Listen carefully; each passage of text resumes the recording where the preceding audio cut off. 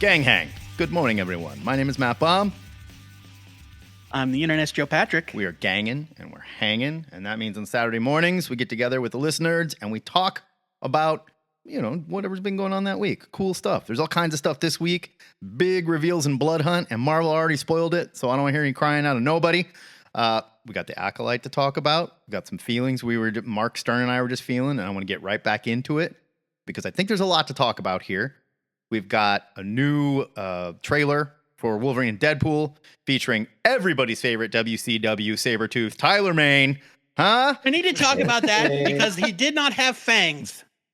He didn't have. Did you not notice he didn't have fangs? It drove me fucking crazy. We'll get into that. We'll get into it. Maybe you lost them, Yeah, I mean, maybe he filed them down. Who maybe knows? they're dentures, yeah. Maybe it was hard to date with those things, I don't know. We got some new details on new X-Books, Sentinels and Mysique. We can talk about that. All kinds of fun stuff. Question of the week. It's 4th of July weekend. We're talking shitty Patriots. And we got a whole episode that hopefully Joe Patrick's going to put up, please. And all that and more. But let's start. Let's start off where we were. Mark Stern, the Acolyte. And I want to hear from you guys, not Joe and I yet, but I want to hear from you guys because I'm trying to figure out. And let's take the neckbeard bullshit out of it. Obviously, we don't have those lines of discussion. It has nothing to do with there's too many women or there's too many black people. Fuck off with that shit. What I want to know is this a good show? I want to hear from you guys. Is this show good? Because I don't know. I don't know at this point. I'm in the same boat. I'm actually behind right now by about. I don't think it's a bad show. Well, Joe, I said we want to hear from everybody else first, and then we'll talk. Yeah, I know you said that, but you talked to Mark about it for an hour. Now it's my turn. We were waiting for you to figure out your microphone. No offense, Mark. Hey, so, all right. I'll weigh in. It's just mediocre. That's where you at, Frank? I think it's mid. Yeah, Frank, go where ahead, you Frank. at? Oh, okay. So I'm gonna say two things. I'm gonna say it's a good show. I think it's more than mid. Okay. And I'll say that because it's giving us a little snippet of Jedi history and Star Wars history, and it's reaching back further than the Skywalkers. Agreed. Agreed. And I like what I like about it is that it's a small story. It's not this giant galaxy. It has implications to be a giant story, but it's not a giant galaxy spanning story. Like agreed. I agree with you. It's a good show. But if it is a giant story, and this is that whole we saw the Ki-Adi-Mundis there. How old is this guy? I don't know. He's real friggin' old. Doesn't matter. Who cares? The whole thing with him being like the Sith have been wiped out for a millennium, and we've got Dr. Teeth here now, and Mark was telling me a theory. Excuse me. Copyright TM Joe Patrick 2024 calling that guy Dr. Teeth. All Thank yours. you very much. All yours. But the point being is now we've got this theory that he might be a Knight of Ren or something, and yes, if that is the case. You're literally playing on something that did not happen on the screen in Star Wars again. And I'm just so tired of this. Okay, now hold on. Back up. Okay. So I agree with Frank, first of all, that that this is a relatively small scale show. It's a murder mystery. Sure. A conspiracy mystery kind of thing. And I think that that's fun. I think that it's a nice change of pace, that it's not like the galaxy's at stake or we are trying to form the rebellion right. or any other kind of thing that we've had in some of these other shows, or like the Jedi are returning. Let's find the baby, or let's take the space whales to whatever the fuck and stop. I think it's nice that this is just like a contained story set during a time period that up till this point has only been addressed in novels and in comics. Sure. But in fact, I wish it were actually farther back in time. I thought it was supposed to be. Yeah, I thought it was like 1,000 The High years. Republic was supposed to span like hundreds of years. And instead we only went back 100 years before episode 1. So, which is, whatever, but thousands of years, Joe? Yeah, thousands of years. Well, no, the High old Republic- the old Republic was 1,000+ years ago. Oh. The High Republic is basically like the Jedi Renaissance. The High Republic is when they legalized weed. And so There it's you like it was like 400 to 600 years. I don't remember the exact amount of years, but it lasted up until just before Palpatine's time. So So the Knights of Ren thing. the Knights of Ren, let's get to it. they did show the Knights of Ren during the sequel trilogy. Did they name them? Did they say yeah. these are the Knights of Ren? Here's what they do, or were they just some guys that showed up with Kylo Ren? They were called the Knights of Ren. Like, Is that Snoke true? refers to them by name as the Knights of Ren. I don't recall that ever being named. Did that happen? Yes, they Okay. were called the Knights of Ren. Okay. Knights of Ren. Yeah, I And did like that's- that movie, and they did say that. I do Okay. recall. His name And is- Did we learn anything else? I will agree that that's where they left it. They Okay. didn't explain what the Knights of Ren was. Thank you. But I mean, that's what these shows are supposed to do. You know, And I again, think- we don't know that. This is just speculation. But I did some, when I saw this theory, I did some looking. And I found that article. And basically, the Knights of Ren were the comics gate of Sure. Force users. Sure. They were like wannabe Sith that weren't actually Sith. They were like roided out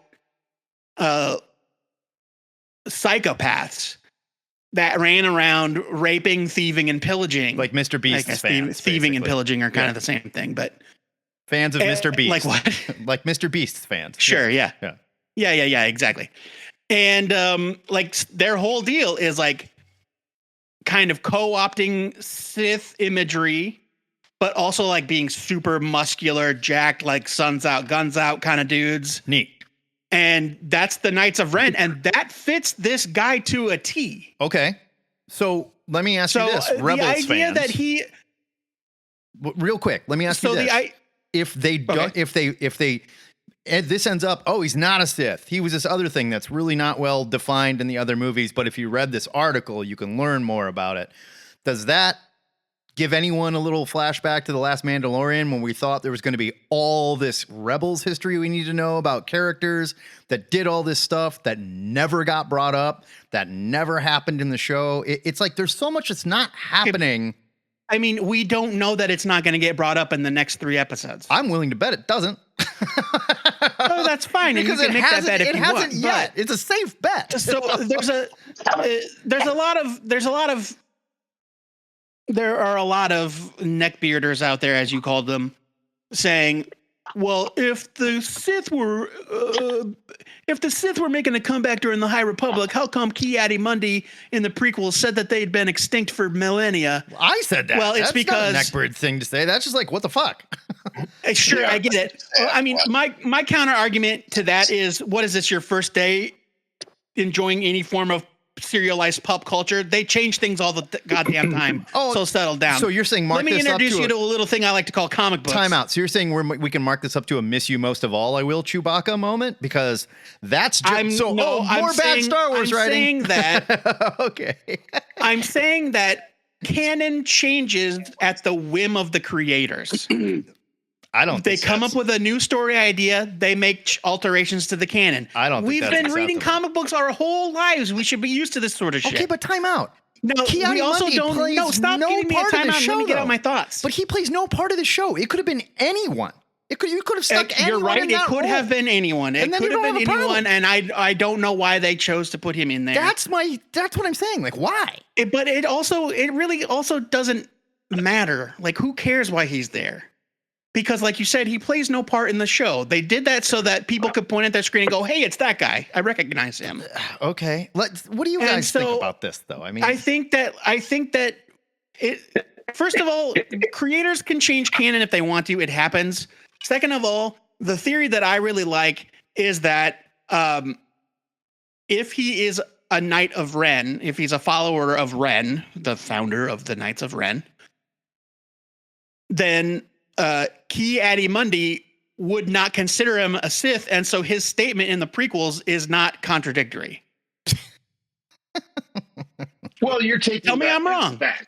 Like, you're Mark. I'm not his taking it as fact. statement for I'm saying that if that's the case, the Knights of Ren are decidedly not Sith Lords. No, you're right. They look just like them. They carry a red lightsaber. They wear helmets. They use the Force. Dude, but I don't know what to tell you. Not I the didn't Sith, invent, bro. I didn't invent the lore. The Knights of Ren are not Sith Lords. There's only ever 2 Sith Lords. it's like dogs have been extinct forever. No, there's no dogs. I mean, sure, this Chihuahua is here, but it's not a dog. It's a Chihuahua. All right, hold on.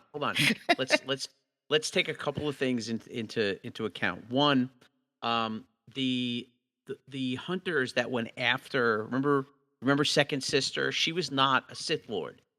But she carried a red lightsaber. Okay. I don't. Seconds. I don't. Oh yeah. Gotcha. Yeah, from Kenobi. That And was. as much as people, I actually thought Kenobi was good. I enjoyed it. Oh, she was an Inquisitor. Yeah. The Inquisitor. It was a little long. It was a little too long, but that could have been done in 4 episodes, and I think it would have been totally satisfying. But anyway, like the Inquisitors carried red lightsabers.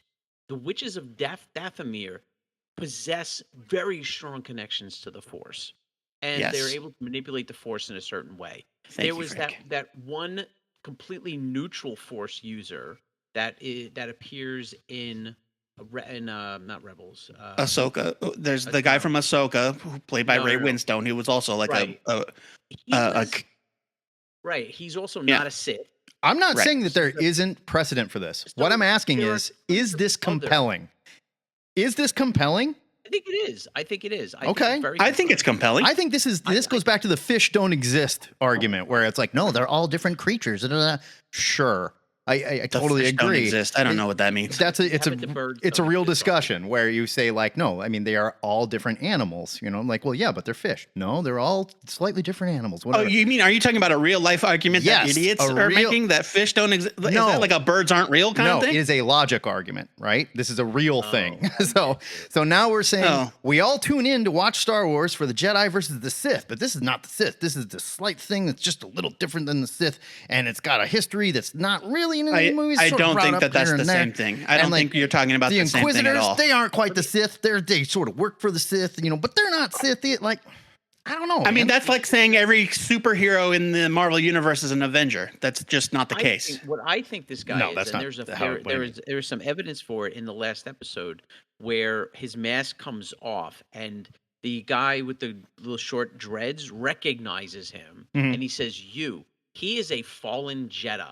Whether he is, he could have been a Jedi or a Jedi trainee. I don't think so. I don't think he is. I think he recognized him because he saw him before. He just saw him like two episodes ago when they saw him in the pawn shop, right? Yeah, because they sent what's her head in to impersonate her sister, and so they knew who that guy was. He seems a lot more. Like, that was a very pretty dramatic recognition. I agree with you. I think that he was at one point that he was a Padawan.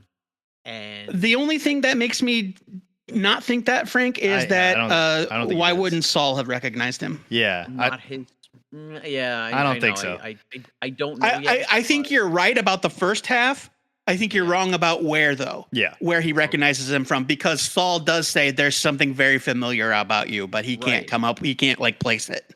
Right. And so I think that you're onto something, but I don't know if I agree he was a Padawan, because Saul would have known him for sure. Mark, you were talking about this with me, though. But come back in here. 2 things. One, I think that the show is uneven, and I want to just say that the really good episodes, like the last 2, were really good. But oh my gosh, and I don't want to I hate bagging on kids, but the child actors and they were bad. It was terrible. They were very bad. And the 2 female leads, Osha and May, they're not great. Just, I don't care what race you are, but if you're a good actor, you're a good actor. Yes. They're not very good. They're not. I think that.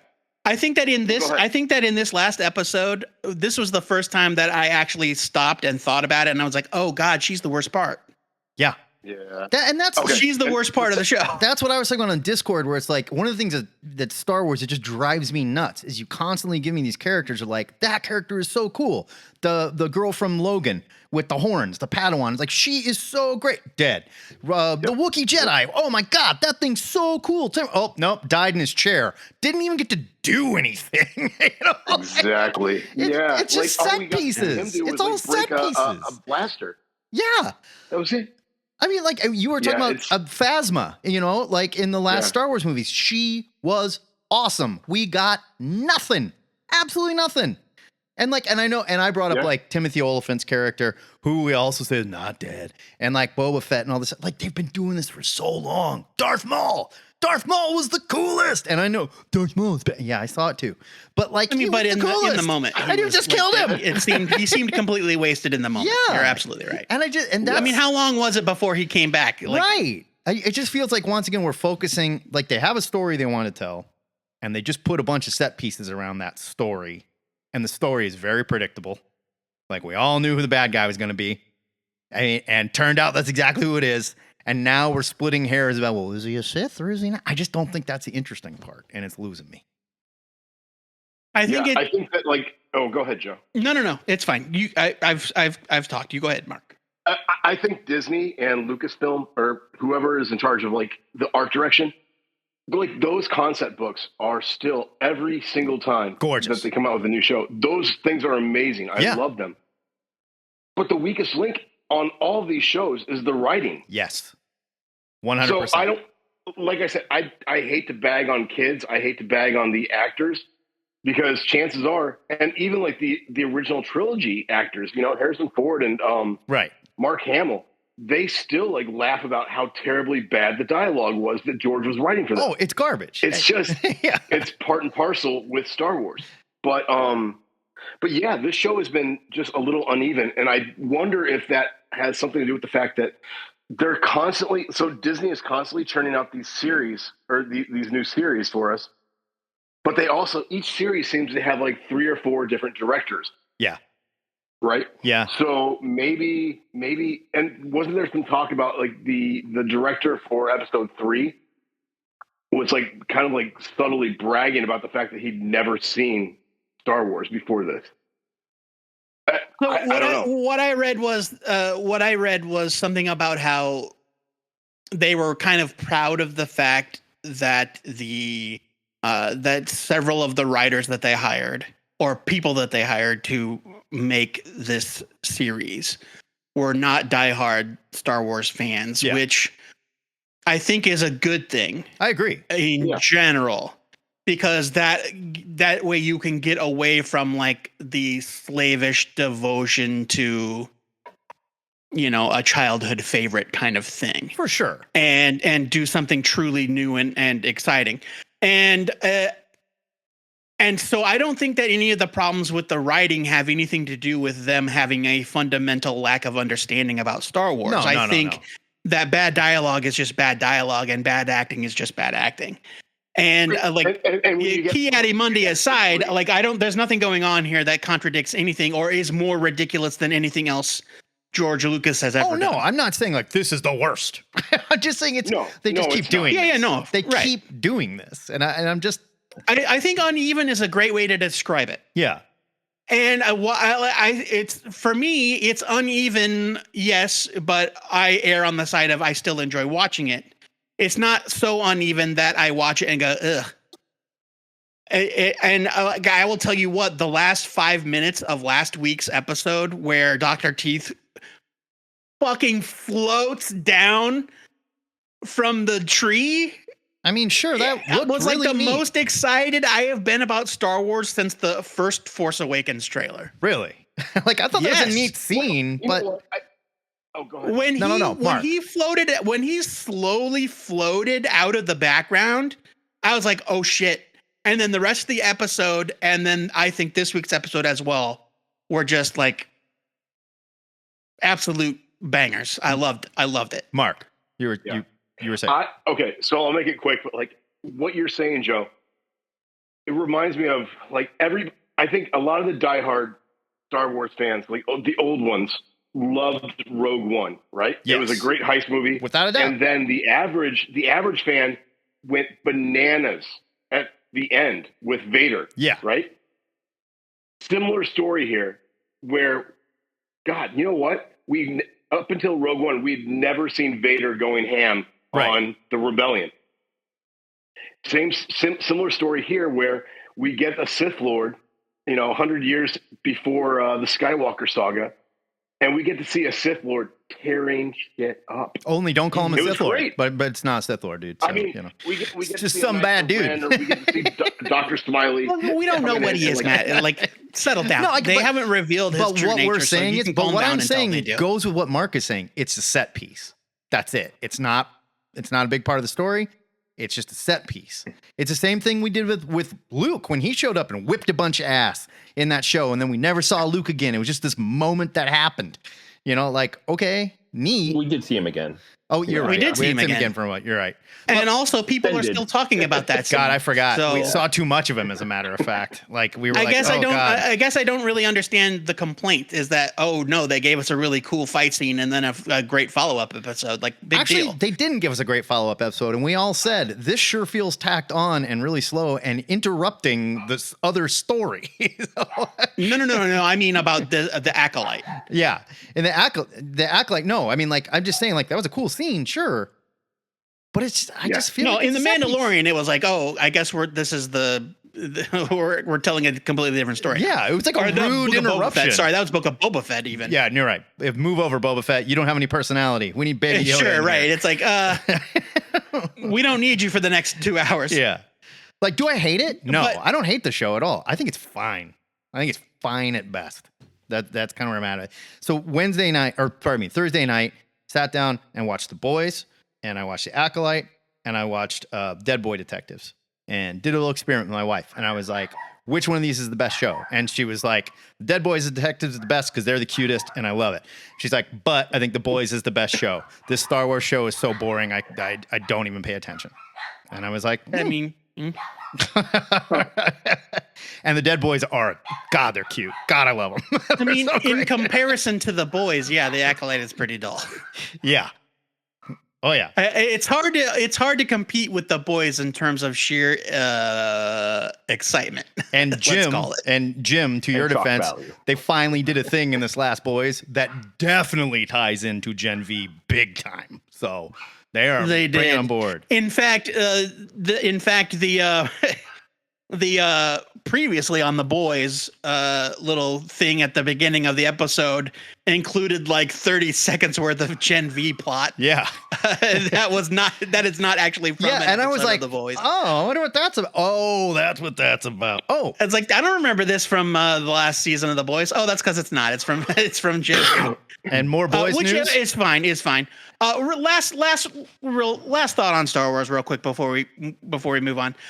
I think that the show still has some reveals left as far as what Dr. Teeth's we got 2 episodes. Whole deal is. Got 2 episodes left. And so, I mean, it's fine if you think it's uneven and not great. I think it's uneven and still a ton of fun.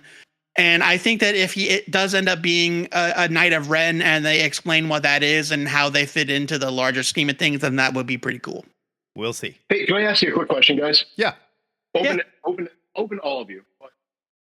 I have been reading the Star Wars comics from Marvel for a few months now, and I know that they've been running Knights of the High Republic, I think, or the Old Republic, whichever one is most recent. High Republic. Is there anything worth reading in that mix that ties in with this? I asked because Joe, you mentioned the metallic helmet thing. Yeah. The metallic helmet thing, I read, gosh, I don't even remember where I saw that little bit of stuff. The idea, people were like, it was in a Facebook group. People were like, why aren't the Sith Lords or whomever, just shorting out Jedi's lightsabers 24/7? Right. What's the big? And somebody said, it's because there's a thing in the Star Wars universe called cortosis, and it is an ore that when it is mined and refined, it has properties that can block lightsaber and blaster fire, and also short out lightsabers.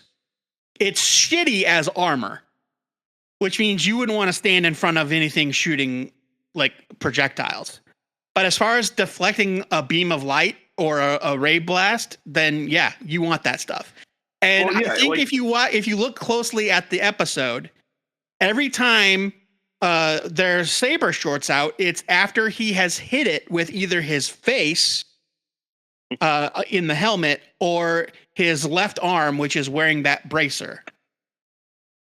Yeah, it's plot Cortosis. It's a thing. It's an actual thing in Star Wars lore. You want to know what Star Trek does better than Star Wars? If this is a Star Trek episode, here's what would happen. Dude would show up, start shorting out lightsabers, and be like, Captain, he's shorting out our lightsabers. It appears he's using some type of cortosis that's an arm, and then we'd know. We just know. They would tell us. I mean, yeah, you're not wrong about that. You're not wrong in that. And that's I think my that point. That is Matt, they just explained all this in the newest Fortnite patch last week. Oh, sorry. Oh, my bad. Yeah. My bad. Oh, see, that's your problem, Matt. You're That's still on me. build like 1.4.6. That's on me. Yes. You need to upgrade. Yep. Update. I got stuck in the WWE Legends Fortnite and I never got out, you know? As far as my Fortnite is still fighting Thanos. Is that a thing still?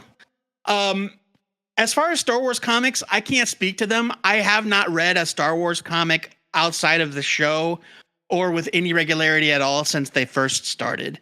But I do know that they have done Secrets of Kylo Ren or whatever minis. And so there was a whole comic series that talked about like the Knights of Ren and stuff. Yeah, so, there was a lot of Dark Horse ones that talked about stuff too, and those are all gone. Don't worry about it. So. Well, but that's never going to happen again because now Disney owns Star Wars. I suppose. The brothers thing I was going to bring up, and I think it's super rad news. Walker Texas Ranger got canceled, so Jared Padalecki's coming to the brothers, the boys. Pardon me, coming to the boys. I can't wait. And he was like super excited about it, and he was trash talking CW too. He was like, man, what are they going to fire me again? F them. So happy to have him someplace better. I don't know who he's going to play, but I love it. Okay. I don't know. What? You going to smack no. Padalecki? Sorry, I was going to make a comment about him playing Soldier Boy's brother, but then I remembered what happened to Soldier Boy. So never mind. Yeah, you don't want to. I stopped for myself. Is all. But no, I think that's great. But I mean, Jensen Ackles is no longer involved in the boys, so well, but it's still fun though. Just you wait and see. Okay, so let's talk about Sabretooth. Let's talk about our friend Tyler Mane. So this week we got a new Deadpool Wolverine trailer, and they have scientifically it's just a TV spot, 60 seconds. They've scientifically figured out exactly what to dangle in front of the fanboys to make us go, apparently. And this week we saw Sabretooth, not Liev Schreiber, Tyler Mane, the original one. Are we going to, one, what do we think? Two, do you hope we get Liev Schreiber as well? Because we know this is multiversal. I'm pretty sure that this Sabretooth is going to be violently killed. Yeah. Within that fight. I don't think he's a main part of anything. But it is like a little Easter egg, so that's all. Right? It's like if you've given us this in the trailer, it's going to be like an Indiana Jones and the Swordsman moment, right? Where it's like this big dude comes out, bang, you know? Right. And then, Deadpool just cuts his head off and it's over. Or Wolverine just bang, get out of here. Yeah, there's a spoiler, actually. Maybe a slight spoiler. There is definitely a Sabretooth head that Wolverine was carrying in a set photo. So, yeah, that's probably going to happen. Yeah, there you have it. I can't say that I'm like super pumped to see Tyler Mane's Sabretooth back, but I'm not like against it. I also don't think any of this stuff is going to be like lengthy parts of the plot. You know what I'm saying? No. I think what they're trying to establish is that, previous franchises in the Fox universe and maybe others are game. Like you're going to see some characters that you haven't thought about in a long time from the Fox series. Some of them the original actors, maybe some of them not. I heard there's even like, remember the Juggernaut? The Juggernaut bit? Yep. Yeah, apparently. Yep. He's also going to be making an appearance. So that's all it is. I think they're showing that, well, we're going to play with the Fox universe a little bit for sure. Yeah. And maybe some others. I think it's gag after gag after gag. Like this is going to be pure comedy hilarity. It is not them folding the Sony universe into or the Fox universe into this. Look, no, of course not. It's going to be. I think it's going to. In fact, speaking of violently killed, I would not be surprised if most of the Fox X-Men tangential X-Men characters that appear are violently killed. Yeah, and they called me like, hey, do you want to get murdered in the Deadpool Wolverine movie? And they're like, fuck yeah, I do. You're telling me that Acolyte and Callisto and fucking Spike or Marrow or whoever that was supposed to be from X-Men 3 are gonna like live a nice happy life? No. Right. I'm gonna fold them into the Marvel relaunch. For starters, if they're in the abyss, that means their universes got destroyed anyway. So I suppose. Yeah. I don't think this is as big as like the Secret Wars stuff they're building to either. Unless there's like a gag in Secret Wars where these two show up for a minute. But like, no. I mean, come on. Settle down, everybody. No. Definitely not. I think it's just a fun meta joke thing. We know that they're playing on the Old Man Logan stuff a bit because, well, first of all, they got Old Man Logan to show up. And second of all, they're doing the Pym Falls thing with the giant man skeleton. Okay, so what did the TVA dude when he said this Wolverine let his world die? What are they talking that's literally what happened. Like apparently, like he fucked something up and I think that this is obvious. I think that it's obvious. At least it's obvious to me that this is not quote unquote our Wolverine. This is a version of Wolverine where everyone else has died. Where he's the last man standing. So not, and it couldn't be the Old Man Logan thing. Wolverine? To be honest with you. it might be the. I think this. I don't think it's the Wolverine we've been following. Is my point. Logan died. Mm-hmm. Yeah, but you can pluck him out of the time stream from anywhere, right? No, they're not going to do that. I think that this is a different Wolverine from a different universe. Yeah, that's like from a different timeline. I guess I kind of hope it's not. I don't know. I mean, unless they're going to do they jump through Deadpool's world where all that happens. I mean, it's not going to make it count any less than it already counts, Matt. We already know that Hugh Jackman's not going to be the new Wolverine. I'm not talking about counting. I just feel like you lose something if it's not. Like, oh, okay, so now it's not the same character. I don't know. No. I think that they're going to... Isn't that the whole idea? Because what? At the end of this movie, the Hugh Jackman that we're getting in this movie is going to go back to his own timeline and then live out his days as a cranky old man carting Professor X around. I don't think that's just saying the whole idea is we're going to revisit all the Fox movies, but we're not going to do it with that Wolverine. Seems kind of like a waste. I mean, I guess we'll see. Okay. I guess we'll see what happens. I don't know. Seems like a missed opportunity. Maybe they'll explain. Maybe the Wolverine from Logan isn't the real Wolverine. I don't know what they're gonna do. Yeah. I don't even know if the Deadpool movie is even going to bother addressing the fact that that this may or may not be the same Wolverine. They may not even be concerned with that. Oh, they will, but it'll be a 2-second throwaway joke that he makes. That's what I mean. It's like Deadpool is just going to make a crack about it. Yeah, it's like he'll say, "Oh, didn't you die in the last movie?" or something like that, and then that'll be that. The same way they're like, "Oh, look at this X Mansion. Too bad we can't afford any more actors." Right? Oh, wait, close the door. So.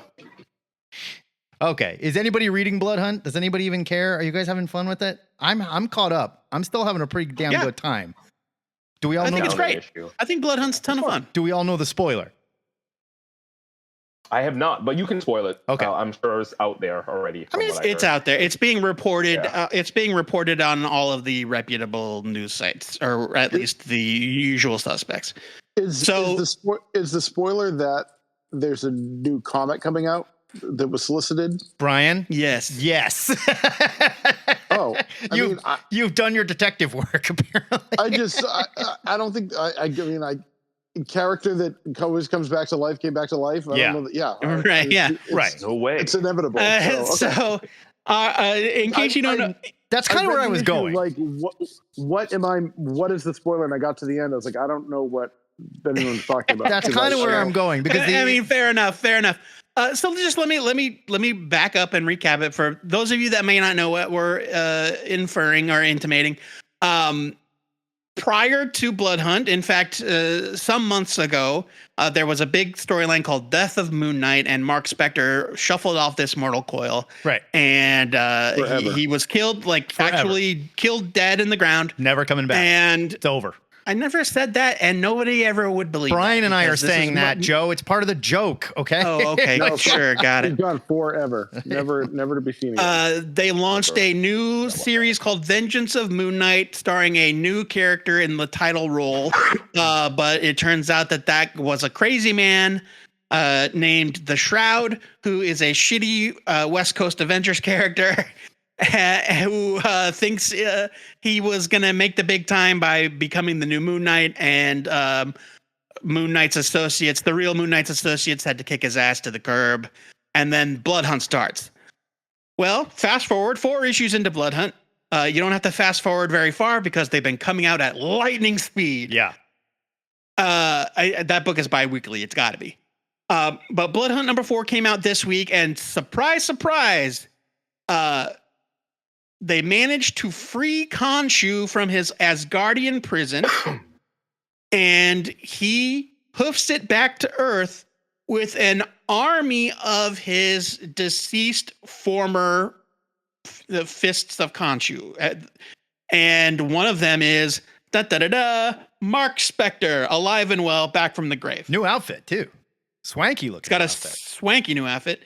And so, yeah, I'm talking minutes into the day on Wednesday, Marvel sent out a press release saying, Mark Spector returns, new number 1, surprise solicited to retailers. Watches, hang on to your butts.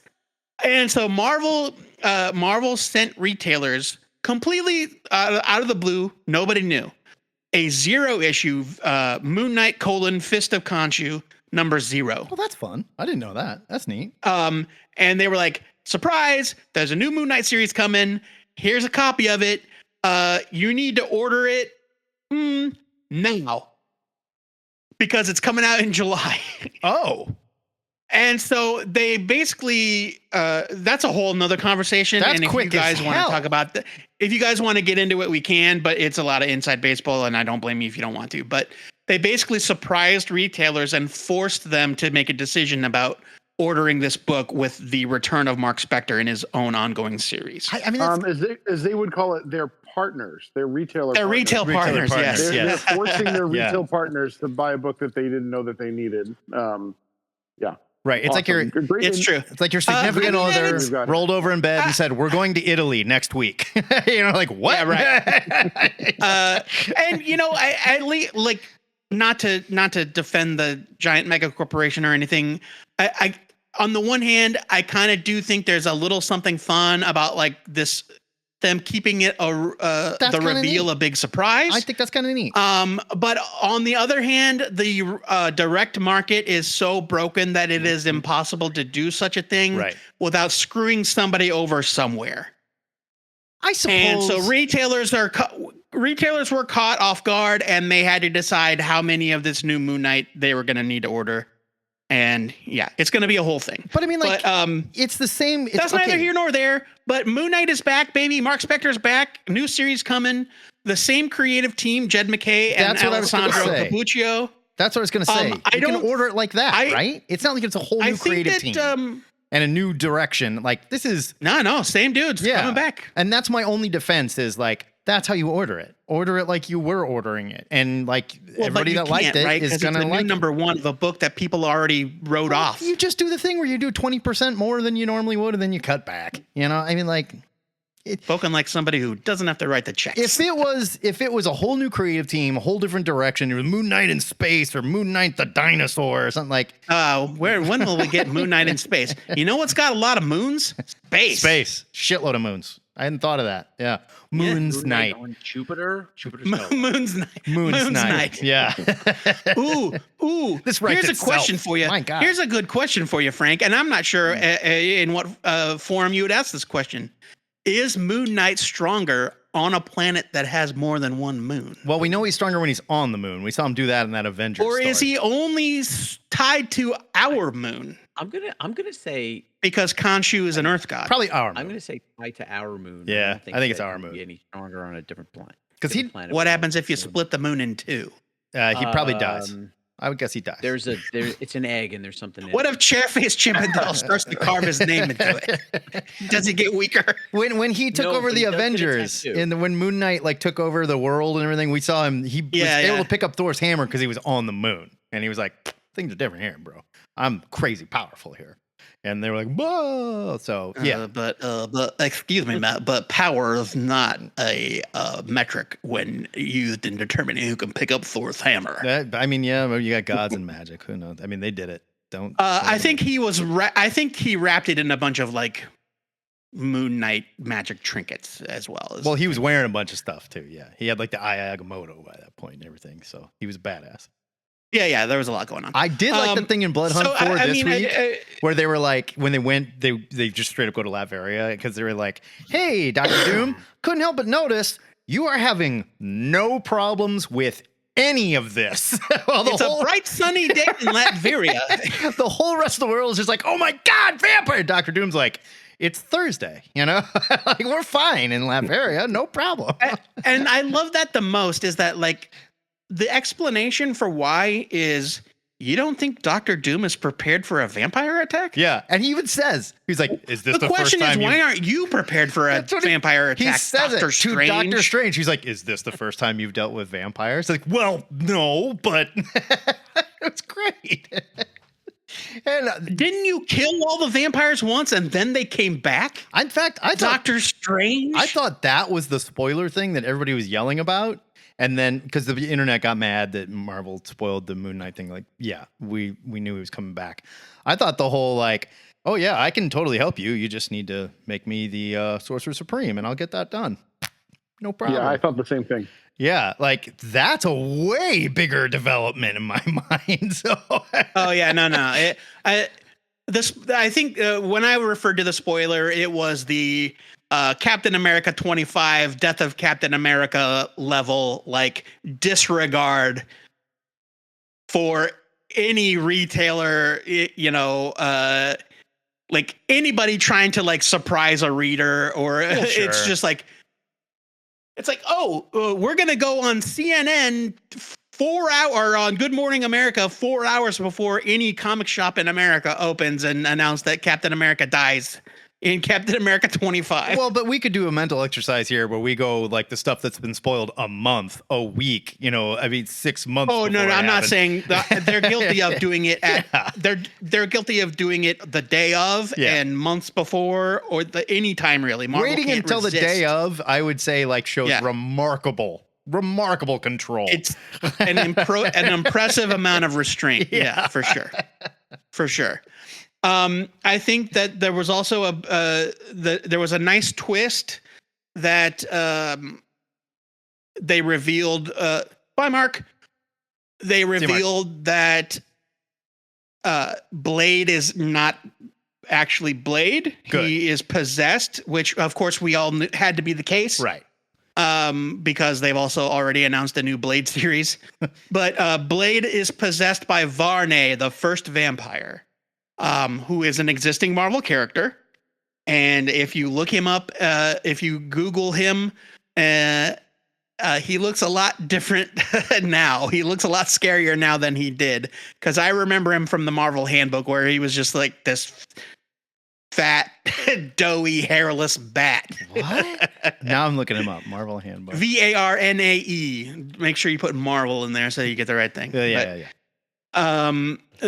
I believe, like, I have this vivid image in my mind of Varney. in the handbook as drawn by Kevin Nolan. He's like a caveman looking thing almost. Well, yeah, because he's the first ever vampire. He's the creator of vampires. Good Lord. And yeah, his Gross. his whole aesthetic is not as whoop. I just got a weird, like, my extension got flim-flammed or He is something. gross.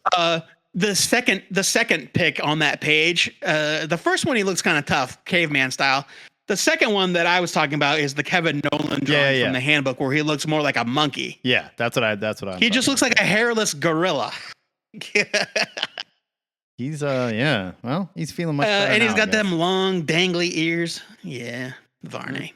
So we tie all this up in 2 weeks, and then it's just on to X-Men relaunch, right? You know what? I mean, it's X-Men relaunch and the Venom War, I guess. Like, is it Brian? Is it the Venom War? Yeah, it's cranking. It's just coming. I was like, I said, wait, is this tie into Bloodhunt? And then I realized, oh, Bloodhunt's already over. Like, they're already soliciting the trade. Like, they've moved on by the time you get to October. Like, it's over. They're on to the next thing. It's like no hesitation, no consequences, just more Venom. We're selling comics here, bro. So, oh my God, there we go. In a week from Wednesday, so Bloodhunt will not. Oh, actually, it might. A week from Wednesday will probably be the last issue of Bloodhunt. But a week from Wednesday, we're getting the first issue of DC's Absolute Power and the first issue of Jed McKay and Ryan Stegman's X-Men. So it's a capital week for new comics, my friends. Big time. That is why we are definitely going to not skip doing a show that week. So let's jump to too much shit. Let's jump to X-Men. We got to look at more of the side books that are coming out. The Sentinels and Mysique. Who cares? We got to peek at this week. And we got more looks at NYX, including a new costume for X-23 Wolverine. No, I think that was just an homage variant to it? Yes. Okay, I thought they meant... No. There's two things. There's the not like the turn of the millennium NYX like rave cover, but then that new costume is a different one, right? There's with the high collar. There's a new costume. Matt's talking about Matt is talking about the variant cover to NYX number 3, which is the hey, remember when X-23 was an underage teenage hooker? No, that's not what I'm talking variant cover. Oh, sorry. I thought you were talking about that. No, I'm talking about what Brian's talking about, the new gotcha. Yeah. This week they revealed the variant for NYX number 3, which is the in loving memory underage hooker X-23 cover. She's got the pacifier and like all, you know. Yeah, I don't remember. I don't remember seeing the throwback to the rave cover. But yeah, the new X-23 costume with the weird puffy shirt and awful. high collar. It's truly terrible. Yeah, I'm not. There's stylistic problems already with these X books that I just don't. I don't know what we're doing. That the covers for the Sentinel book they're like, here's our launch cover. It's bad. Yeah, the coloring's bad. The artwork's not great. Like, I think you can look forward to filing Sentinels wherever you choose to file X-Men Heir of Apocalypse and other books that don't really matter. It already feels like that's what I suspect. Looking at it, it feels like, well, don't get tied to this one because it's not going to make it more than 6 issues. Like it just, the design is weird. I don't totally get the idea behind the story. It's like, oh, the mutants are sort of, guiding the Sentinel hunters now, but they're nanotech people. Well, no, they're not mutants. They are people that... No, I'm saying the mutants are in charge of them, and they are people that use nanotech, and they are like either... The mutants are not in charge of them. But they're on the side of the mutants. They're not bad guys. No, they are policing...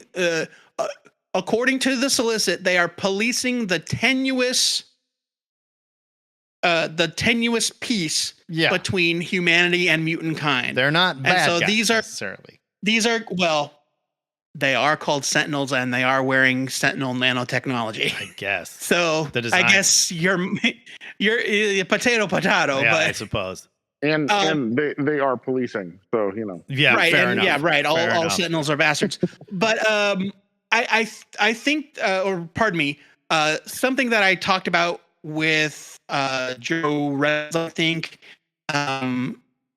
or it could have been the other Joe in the chat in the Discord when I posted the announcement, is that I'm seeing people online predicting a Thunderbolts style twist, meaning that the characters that all have code names, they are not characters that existed before today. I tried Googling them. They don't exist. Right. They don't. I thought that they were obscure villains that Marvel plucked out of the depths of time to put in these armored suits. No, they are not. They're brand new characters. But they are being talked about like they have fought mutants in the past and came out very badly, and now they've been chosen to run these Sentinel machines. Well, some people are predicting that there's a Thunderbolts style twist, meaning that all of these characters with their shiny new code names are actually mutants or heroes of some sort that we know in disguise, operating undercover in the Sentinel program. So they're mutants pretending to be people using nanotech to be Sentinels. They are heroes, whether they're mutants or not, pretending to be these failed villains running these Sentinel armors and then using them to secretly like infiltrate the Sentinel program, which makes it, Matt, I remind you, the exact same plot as the original X Factor. I mean, yeah. Also, the New Warriors post Civil War reboot. The post Civil War New Warriors, yes. That with the where we're going to use the villain, we're going to use the super villain technology and pretend to police people that are breaking the Registration Act. Yeah, Boy, well, they were depowered mutants that were using the technology. Yeah, it was like Jubilee and Chamber, and oh my God, what up? Well, unless they make that reveal by the end of issue 3, we're not going to sell enough to even get to it. So, well, this is a 5-issue miniseries. Okay. I think so. Again, but yeah, so.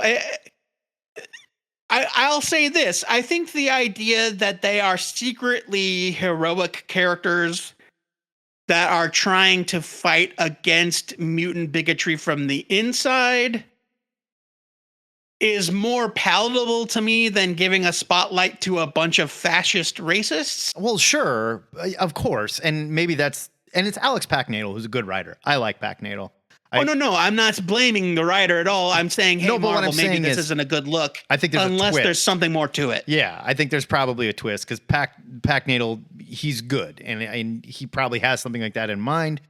I just don't know that I care. And the more we look at this Brevoort, and Mark's starting a screaming Brevoort right now, so I'm going to yell at Mark again to get in here. Brevoort screaming.jpg. And Brian, your thoughts too. The more that we get into this Brevoort relaunch, the closer we get to it, the less revolutionary it kind of feels, right? Like we were all saying like, oh, they're just going to reset everything, put them back in the school and go back. And it's like, this feels a lot more gentle of a relaunch to me at this point. I think that the side books seem a lot more ballsy, stale.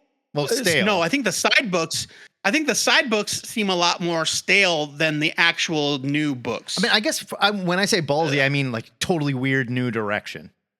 That's all I mean. I don't mean it looks good. Like Mystique. Look, I like Mystique as a character. Am I going to read an ongoing Mystique book that lasts 100 issues?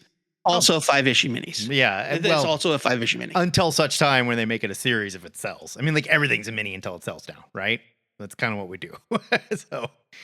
But I don't know. Well, I mean, the difference is they just don't tell you in advance that it's a mini. Sure. I really like Declan Shalvey. He's a great artist. I'm not blown away by his writing. And like, that's your redesign of Mystique, dude? Really? Like, It's a pretty weak sauce redesign. okay. I don't know. She's wearing all black fabletics. She literally looks like what and a big scarf. She looks like what my wife wore to the gym this morning, minus the skulls. Like, that's basically it. Here she is. With fewer skulls than Casey Bond. Fewer skulls, yes. Well, do you remember that in the early 2000s, that Brian K. Vaughan Mystique book? Yeah. Mm-hmm. Like, it seems like more kind of similar. Like, I don't know. Brevoort has an impossible job because, like, these, and it's the same with all these things. It's the same with the Acolyte. Yeah. These were not made to go on for 80 years. Yeah. Like, we're in the, there's going to be ups and downs. It's a down. It's all right. It doesn't have to be the best. It doesn't have to be good. It just is. These things just are. The X books are going to come. I think JD was talking about a couple weeks ago about the like the Rosenberg era, right, and we all just the Uncanny X-Men. forgot it. Yeah, it's like, gone. It's not even it's like a year. Like 2 Or years, everybody right? was infected by the phalanx virus. Yeah. So Rosenberg did like because I reread those. That was the last stuff right before for Koa, and it's pretty okay. But before that, there were 10 issues with him and Kelly Thompson and Ed Brisson, and they did like, there was one book, it's Uncanny X-Men, it's a 10-issue series, and then that spun into like all the Age of X-Men, and like they went for broke with all these ideas and concepts, and nobody cared. And it's like, it happened. Like, it's just the way it is. So we're gonna get these books. I don't like Stegman as an artist. I don't think he's not what I'm looking for. Like, he's too like Todd McFarlane, but without the skill. And so I see all this preview art. It's not working for me. I like Stegman, but I agree with you in the sense where it's like I like Stegman doing certain things. I don't know that doing I don't know if I like him doing the X-Men. Yeah, I don't like his designs. I like, and it's really just like he and I don't like the same things about comics, and that's fine. Sure, you know, like, he draws Quanen's. He draws Psylocke's sword, which is, I don't know if it's a Psy blade like Betsy's is, but he draws it like it's covered in pink toilet paper. Yeah, that's just, you know, it's supposed to be fire, I think, but it like looks energy, weird. But it looks like it's energy, like spray paper on it. Yeah, no, I know what you mean. It looks like it's tangible when it's not really supposed to be. Yeah, it's like, no, that's unappealing. Yeah, it's like, try again. That's not right. And I like Stegman too, but I get what you're saying, and I think that I don't like his Juggernaut redesign. You know, I think that I don't either. I think that I don't like that Juggernaut. I'm reserving judgment until the book comes out in a week and a half. But so far, I'm not like super pumped about that one the most. The one I'm excited for the most is the David Marquez, Gail Simone one, Uncanny. Yeah. But I get what you're saying.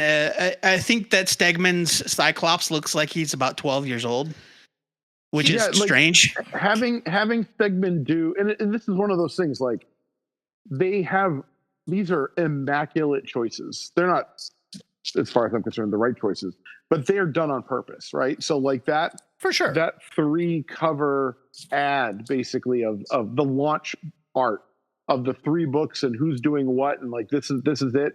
Like, to have Stegman do it with his like 11-year-old Cyclops and like drawing the other teams, like it doesn't work for me. And I go, that's not what I'm looking for.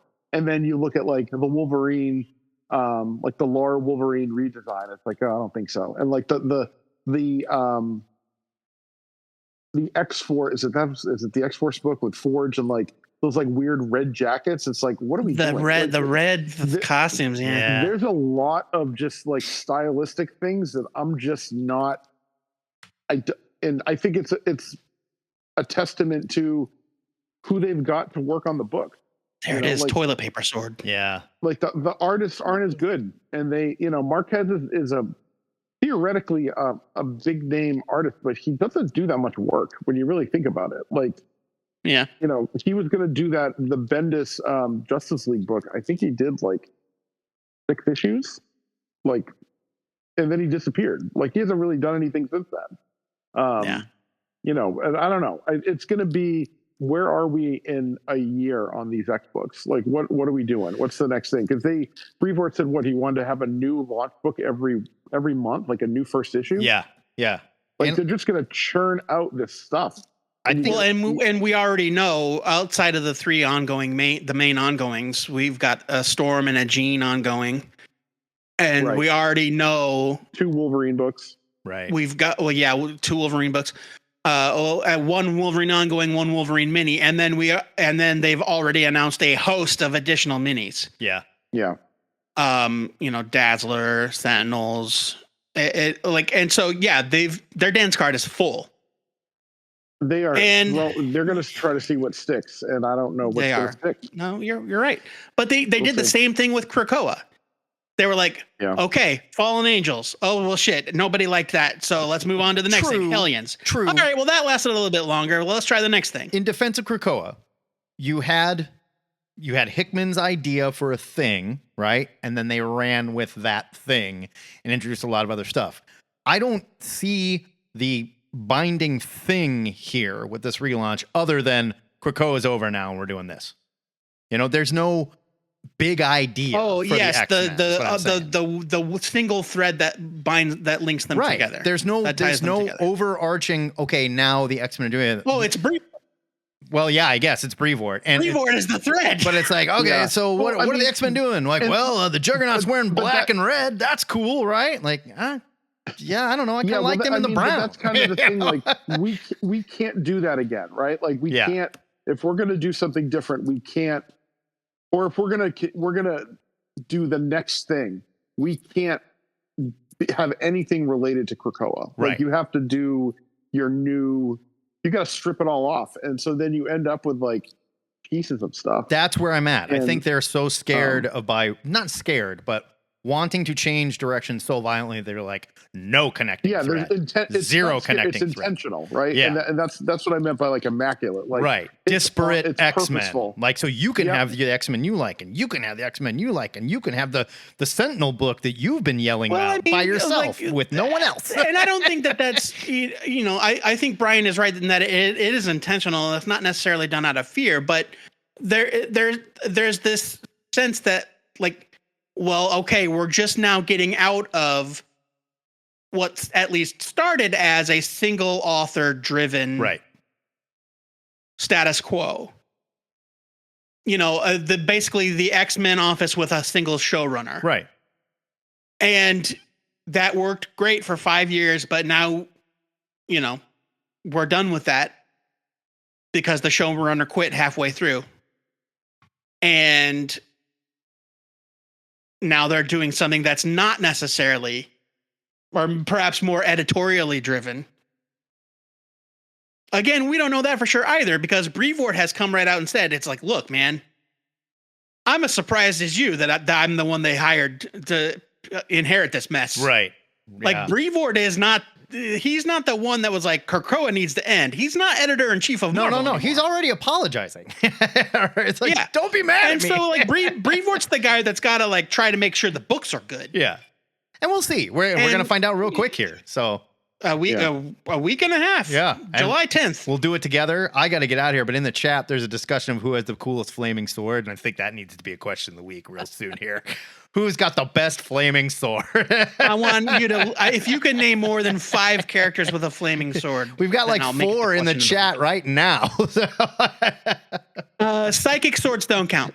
Sure. Any sword that looks like it's on fire, I would say counts. Yes. Oh, I see. Crackling on fire, energy, you know, like. I see. Yeah. We're already just, I see. We're already backpedaling. Not a lightsaber. That's my only rule. Doesn't have to be real fire. It just has to look like fire. Just got to look like it. All right. We got a holiday week next week. So check out our special holiday episode that we're going to have up. We'll be back the week after for big time relaunches with the X-Men and we've got Absolute Power landing.